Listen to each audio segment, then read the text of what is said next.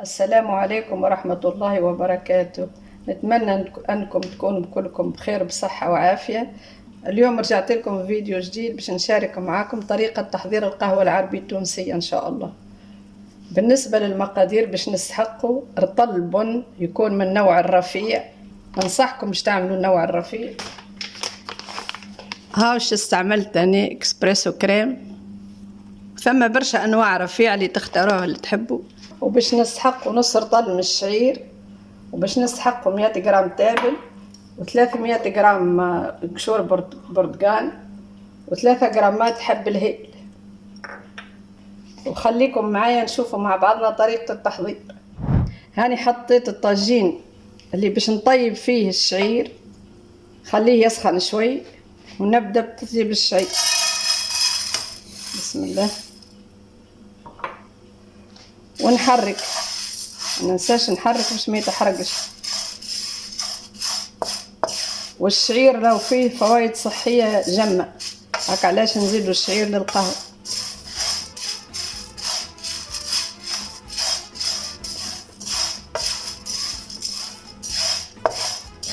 وعلى قد ما يبقى الشعير على النار يلزم التحريك.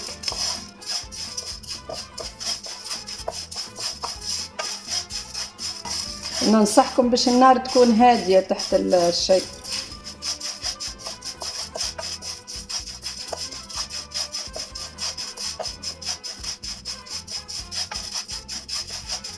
الشعير يتطلب شوية وقت في التحميص. هاتو نحمسه ونرجع لكم نوريه لكم كيفاش تحصلت عليه. وتوا هاني رجعت لكم باش نقول لكم راهو تحميص الشعير مش كيما تحميص الحمص. الحمص كيف يحمسوه للقهوة يلزم ياخذ لون القهوة، اما الشعير لا، دائما ياخذ لون كيما بسيسة الشعير. سايي هاني كملت تحميص الشعير باش نحطه اكوتي وباش نكمل تطيب باقي المكونات.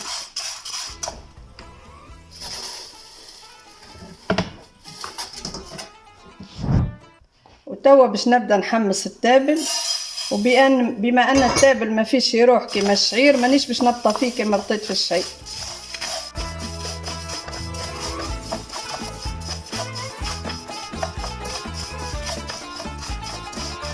وبعد ما نحمس التابل نكمل نحمس باقي المكونات بنفس الطريقة وتو نرجع لكم.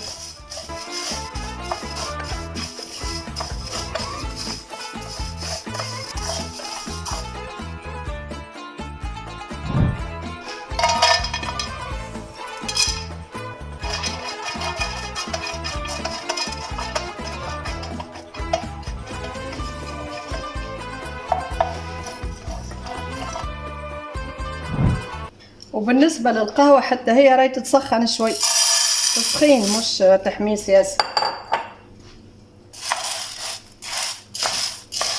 تنح منها الهيوميديتي اللي فيها.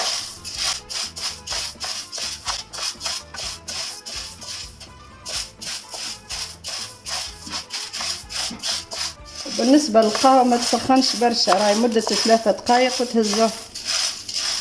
مجرد ما تشدوها بيديكم وتلقوها سخنت هكا هو يزاه. وهاني رجعت لكم بعد ما حمست المكونات الكل. تو جبت صحفة كبيرة وباش نبدا نخلطهم فيه. نبدا على بركة الله نصب القهوة. بسم الله الرحمن الرحيم. وتوا باش نضيف لها الشعير، ونسيت ما قلت لكمش راني الشعير عديته على الزراد قبل ما نحطه. شوف خرج منها من هكا الصفي والحبيبات الصغيرة المحروقة، شفتوا اش خرج منها.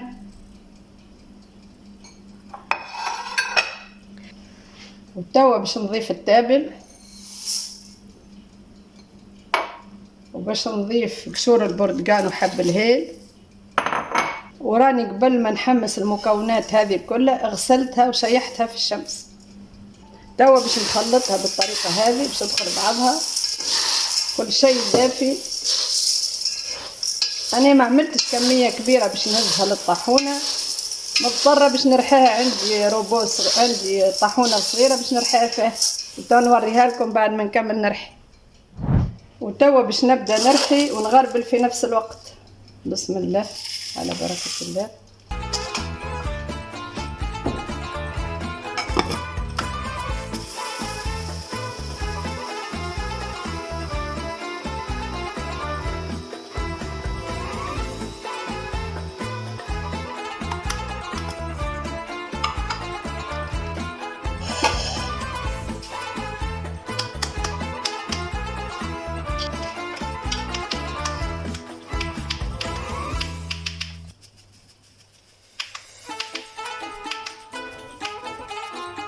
ريحتها بدت تفوح، ما نحكي لكمش، جربوها وعطوني رايكم فيها.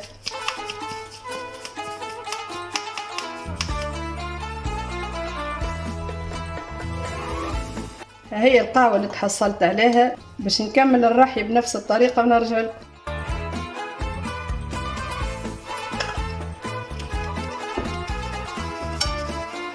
هذه القهوة اللي تحصلت عليها بعد ما غربلتها الكل. نحركها باش تدخل المكونات في بعضها، لازمها تتحرك. بسم الله ما شاء الله، ريحة ما نقول لكمش. توا ما بقالي كان باش نحطها في حكاكات بالنار، توا نوريها لكم. جربوها واعطوني رايكم. ان شاء الله رمضانكم مبروك وكل عام انتم حيين بخير.